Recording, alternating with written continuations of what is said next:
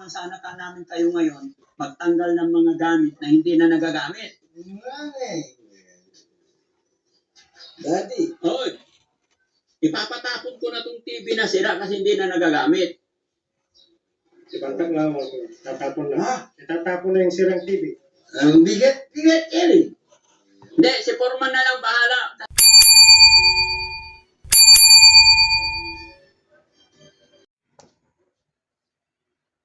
So, ayan po, mga viewers ko. Dito na naman po ako, mga kabayan ko dyan. Welcome na welcome kayo sa aking YouTube channel. Luzon, Visayas, Mindanao, hanggang ibang bansa na mga OFW. Welcome na welcome po kayo sa aking YouTube channel, Randy Channel. Pakisubscribe, like, share, and comment at nuskipad. Okay? Ito, mga viewers ko. Pagdating ko muna, shout muna kay Daddy Frankie, kay Pubihero sa kanyang team, kay Krishna, mga Krispo Fanatic.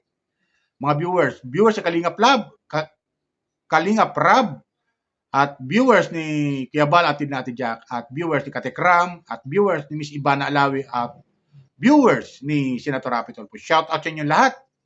Welcome po kayo sa aking YouTube channel, Randy Channel. Pag-subscribe, like, share, and comment. Okay? At nuskipad. So, tuloy tayo. Magbibigay lang ako ng comment, reaction, patungkol dito sa isa sa mga beneficiary ni Daddy Frankie. Alam niyo mga viewers ko, ito si Daddy Frankie talagang todo suporta sa kanya mga beneficiary. Hindi lang, lalo na sa mga nai-stress o mga nadidepress. Ibig sabihin, mga nadidepress na mga kababayan natin na hindi na aabutan ng tulong ng ating gobyerno, ay bagkos ay si Daddy Frankie ang tumutulong. Masabi natin tumutulong dito sa mga sa mga kababayan natin na nagkakaroon ng depression sa kanilang sarili. Oh. Nawawala ng ng katinuan sa sarili. Dahil na rin sa depression, siguro, sa kaiisip, kaya nagkaroon ng depression itong mga kababayan natin. Ngunit, mga viewers ko, isa sa beneficiary ni Daddy Frankie ang napanood ko, ay magbibigay lang ako ng comment, at ito ay yung tatay ni Ate Nida. Na si Ate Nida ay nagkaroon ng depression at ito ay pinapagamot ni Daddy Frankie. Alam niyo mga viewers ko, madugtong ko lang, ibang klase ito si Daddy Frankie. Binagawa niya ng shelter yung mga kababayan natin na mga nakukuha niya, ang mga nagkakaroon ng depression at doon niya pinatitira. At maganda. Kung napanood niyo yung upload ni Daddy Frankie, nakausap niya si Karen Davila, doon mapapanood niyo talagang nakakatuwa. Ang isang katulad ni Daddy Frankie ay talagang masabi natin na yung pagtrato niya sa mga tinutulungan niya ay higit pa sa kapatid. Masabi natin, di ba? Mga verse ko. Higit pa sa kapatid. Pero talagang masabi natin na minsan, may mga tao talaga minsan umaabuso rin. Katulad nito, yung tinutulungan ni Daddy Frankie na si Ate Nida at yung tatay niya imbis na imbis na tumulong doon sa sa pagpapagawa kasi pinapagawa ng bahay. Itong si Ate Nida at saka yung tatay niya, pinapagawa ng bahay ni Daddy Frankie. Imbis na tumulong, bagkos naglasing pa. Mga viewers ko. Buti na lang, mahaba itong pasensya ni Daddy Frankie. Hindi siya yung, hindi siya yung, hindi siya nagagalit, ibig sabihin, hindi siya nagagalit. Bagamat, makita natin ramdam natin kay Daddy Frankie na minsan, ay, na, masabi natin na minsan, madidismaya din siya. Di ba ganun yung mga viewers ko? Komenta kayo ha. Lalo mga viewers ni Daddy Frankie. Shout out. Mga viewers ko. Mga viewers si Daddy Frankie na taga-support kay Daddy Frankie. Shout out sa inyo lang. Talagang masabi natin na talagang pasensyoso ito si Daddy Frankie. Di ba? Hindi lang siya tumutulong basta-basta bagkus pinapagawang pa niya ng bahay. At ito na nga, si Ate Nida at yung kanyang tatay ay pinagawa ng bahay at binisita nga ni Daddy Frankie yung bahay. Siyempre, sa dami ng kanyang tinutulungan, bihira lang siya pumunta roon sa site kung saan nagpapagawa siya ng bahay doon sa mag-ama. Di ba? Doon sa mag-ama. Kaya, ito, ang naabutan ni Daddy Frankie, ito, yung tatay ni Ate Nida ay masabi natin talagang naglasing pa. Di natin alam, baka natutuwa lang siya dahil pinapagawan sila ng bahay na Daddy Frankie. So, di natin alam yun. Baka tears of joy. Kaya nag-i-enjoy lang siya sa kanyang sarili. Kasama yung kanyang kumpare, mga viewers ko. Ito, panoorin natin yung pag-uusap nila Daddy Frankie at saka ni tatay ni Ate Nida. Okay? Ito, panoorin natin mga viewers ko. Kaya naumusga ko ano masabi niyo dito kay tatay na naglasing, mga viewers ko. At comment lang kayo kung ano masabi niyo. Okay? Subscribe lang po kayo kung di pa kayo nakapag-subscribe sa YouTube channel. Kay Randy Chinel at Noisy Pad. Like lang po kayo mga viewers ko. Okay? Ito, panoorin natin at kayo naumusga. Tutulungan sana ka namin kayo ngayon magtanggal ng mga gamit na hindi na nagagamit. Daddy, Hoy, ipapatapon ko na tong TV na sira kasi hindi na nagagamit. Ibantag lang ako. Tatapon na. Itatapon na yung sirang TV. ang bigat-bigat yan eh. Hindi, si Foreman na lang bahala kasi para lumuwag. Freeman! Sabi ko sa iyo, ikaw ang ano eh. Bahala dyan. Oo, boss. Ikaw magtatapon na yan. Hindi. Di ba? Para pagdating ni Ate Nida, malinis na. Kaya kahit... Kaya dati sabi, nag-iis ako dyan eh. Opo. Iniis ko na eh. Oo. Si Freeman, huwag kang bahala. Oo. Freeman, Oo. para pagdating ni Daddy, at saka si anak ko, Oo. Malinis na. sige, linis na. At least sinabi ko sa'yo tayo, nagpaalam ako, ano?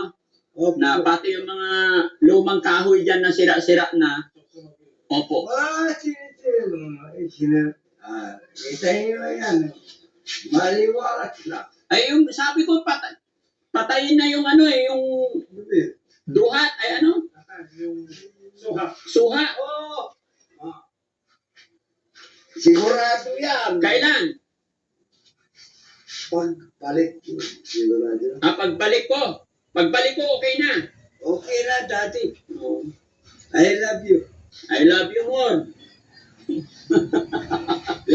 At saka, ano? Saka, yung kwarto mo, okay na po. Daddy. Oo. Ano? Okay. Ha? At saka, maraming salamat po sa, ano, Mapapanood ka ni Ate Nida ngayon. I love you, anak. Anak ko. Nida. Oh. Diyan ka lang.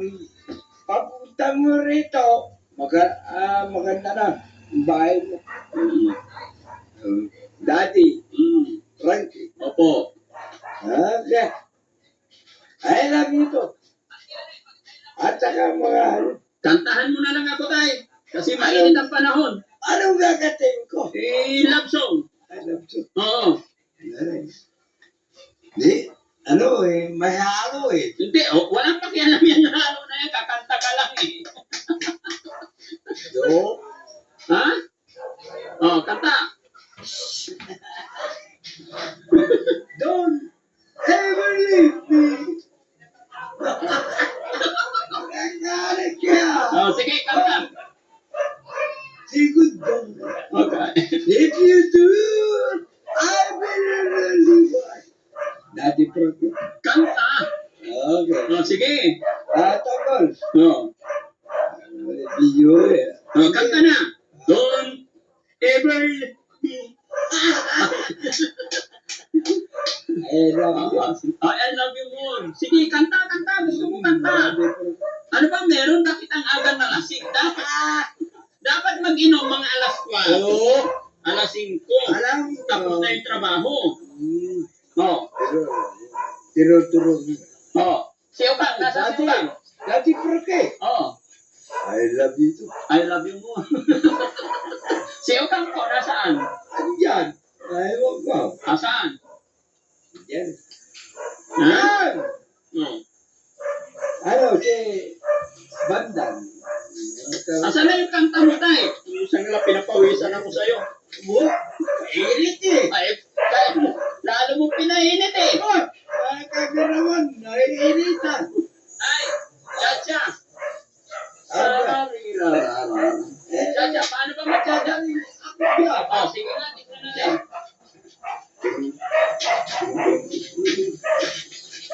Ay, wala. Sabayan mo na. Dati. Daddy nga, minura pa. Daddy. Love mo ba si Daddy? Okay. Love ko. Si Ate Nida, mapapanood ka niya.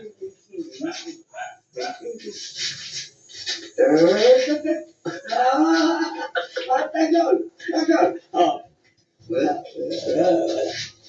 ayos talaga. Ayaw. Saan ka niyo? Ayos talaga tong kumpare ni tatay na to. Maaga silang nagsimula yan. I love you, Daddy. Mahawak ng hawak sa bato ko, pinakabalatutan ako.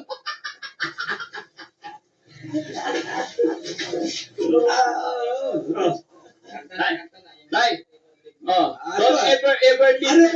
Anong gusto yung kanta? Don't ever leave me. Don't ever leave me. Don't you fall. So ayun, di ba mga viewers ko, napanood natin, di ba? Nakita nyo, maganda ipapagawa ng bahay ni, ni Daddy Frankie dito kay tatay at saka kay Ate Nida. Maganda. Talagang hindi lang pagpapagamot ang ginagawa ni Daddy Frankie, pagtulong sa mga kababayan natin na nagkakaroon ng depression o nawawalan sa sarili, bagkus pinapagawa pa niya ng bahay, mga viewers ko. So, talagang tama yung sabi ni Daddy Frankie doon sa interview niya kay Karen Davila, na sa interview sa kanya ni Karen Davila na paano mo to ginagawa? Sabi ni Karen Davila. Siyempre, nasabi niya, bilang charity vlogger ay nagagawa niya tumulong at masaya siya na nakakatulong siya sa kapwa. Tapos sabi ni Karen Davila doon sa interview, hindi ka ba na babas ng mga ilan na mga tao na naiinggit? Sabi ni Daddy Frankie, marami. At sanay na siya. Sanay na siya sa mga bashing, ng mga bashers. Sabi niya. Tapos tanong sa kanya ni Karen Davila doon na ang sipag mo naman at talagang napakabait mo naman sa ating mga kababayan na nagkakaroon ng depression at ikay tumutulong at dito mo pa talaga pinatira sa bahay mo at napakaganda ng shelter. So humanga si Karen Davila doon, mga bro. Sagot ni Daddy Frankie doon, kung hindi niya tutulungan itong mga kababayan natin nagkakaroon ng depression, sino ang tutulong sa kanila? Tama naman, di ba? Sino? Pero mo ang tagal na nila, itong mga tinulungan ni Daddy Frankie, ay matagal na to. Naghihintay ng tulong ng ating gobyerno. Ngunit, hindi sila natutulungan ng ating gobyerno. Di ba? Di ba ganun yung mga verse ko? Ngayon, nandiyan si Daddy Frankie. Kaya ang gagawin na lang natin, mga viewers, mga kapwa ko, subscriber, Daddy Frankie, ang magagawa lang natin ay tulungan si Daddy Frankie sa pamamagitan ng panonood ng mga upload video niya at huwag tayo mag-skip ng ad. Kahit paano, makatulong tayo sa kanya. Di ba? Sa kanya mga pagmimisyon. Lalo-lalo sa pagtulong niya sa mga kababayan natin na nagkakaroon ng depression. At na ipapagamot niya ito, mga viewers ko. Di ba? Ito, balik tayo doon sa bahay na pinapagawa ni Daddy Frankie dito kay Ate Nida na yung tatay niya ay naglasing, mga viewers ko. Dito, may mga nabasa kong comment, mga viewers ko. Talagang nadidismaya din ito mga viewers ni Daddy Frankie dito kay tatay. Ito, basahin natin dito. Ito, sa meron dito, So sabi ni Pili, kung gusto mo tatay tuluyang gumaling si Ate Nida, tigilan mo na yang kakainom para iwas stress si Ate Nida. Totoo yan. Totoo yan mga viewers ko. Totoo naman, siyempre, nai-stress si Ate Nida pag nakikita niya na ganito at naguguluhan yung kanyang isipan, lahat pa may nakikita sa mga kalat, lalong nai-stress. So ito. Tapos meron pa ditong comment, sabi ni Rosal, limitahan po ang bigay sa mga tao mabisyo, Daddy Frankie, dahil ginagamit lang sa kanilang bisyo ang inyong inaabot at tulong. Mga ganong comment, di ba? Ito yung mga tao to, mga nadidismaya lang to. Dito sa mga kay Tatay Rodolfo, Tatay Rodolfo ata to eh. Tatay ni Ate Nida, di ba? Ito. Meron dito.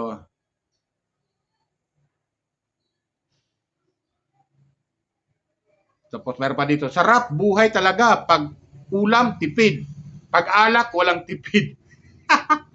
Ito yung mga komento mga viewers ko nung mga nagmamalasakit kay Daddy Frankie. Nagmamalasakit kay Ate Nida. So ganon. Yung mga comment talagang tapos meron pa dito comment. Itong kumpare ni tatay nakakaasar ka na din eh. Sa halip na tulungan si tatay na tumigil, kinukonsinti mo pa mag-inom. No, tama naman. So, dito lang mga viewers ko, ilan lang to sa mga comment na nababasa natin dito sa upload video ni Daddy Frankie na talagang nadidismaya yung mga viewers ni Daddy Frankie dito kay tatay. Di ba? Na imbis nga naman tumulong sa pinapagumpabahay sa kanila ni Daddy Frankie, bagkos ay nagagawa pa niya mag-inom. Sabagay, mga viewers ko, wala naman tayong pakialam doon kung mag-inom siya, di ba? Kaso nga lang, kasalukuyan kasi siya tinutulungan ni Daddy Frankie. Sila tinutulungan ni Daddy Frankie. Dapat, konting pakitang respeto lang, kahit respeto lang, konti, kay Daddy Frankie. Para, kahit paano, si Daddy Frankie ay ganahan sa pagpapagawa ng bahay nila. Di ba ganun yan? Para ganahan. Bagamat walang masabi si Daddy Frankie dito kay tatay, bagkos inuunawa niya. Ganon kabait ito si Daddy Frankie. Inuunawa niya itong si tatay. Siguro, di natin alam, baka may ilang araw, pag matino-tino na si tatay, baka mapagsabihan siya ni Daddy Frankie. Pag ibig sabihin, pag hindi nalasing. Di ba ganon yun? Siyempre, yung mga viewers ni Daddy Frankie, manidismaya talaga. Di ba ganon yun, mga viewers ko? So, may araw siguro na pagsasabihan to ni Daddy Frankie. Yung hindi na siya lasing. Kasi pag lasing, medyo, pag hindi, siyempre, lasing kausap mo, hindi maintindihan sinasabi mo, away lang. Di ba ganun yan? Pero ganun pa man, iniintindi siya ni Daddy Frankie at inuunawa. Ganun. Ito si Daddy Frankie. Shoutout siya, Daddy Frankie ha. Tuloy mo lang yung pagtulong mo sa mga kababayan natin na nangangailangan. Ang tulong mo, lalo-lalo sa mga kababayan natin, nagkakaroon depression. Tuloy mo lang. At andito na kayo mga viewers, handang manood sa mga upload video mo at handang sumuporta. Okay? Mga viewers ko, yun lang sa akin. Yun lang ang aking comment patungkol kay Daddy Frankie. Okay? Yun lang po. At doon kay tatay, sana tatay, kunting respeto lang kay Daddy Frankie para naman hindi madismaya si Daddy Frankie katulad ng mga viewers na nanonood kay Daddy Frankie at sa upload niya. Okay? Patungkol sa inyo. Yun lang po. Bye! Ingat po tayo lagi. Pagpalain po tayo ng pumay kapal.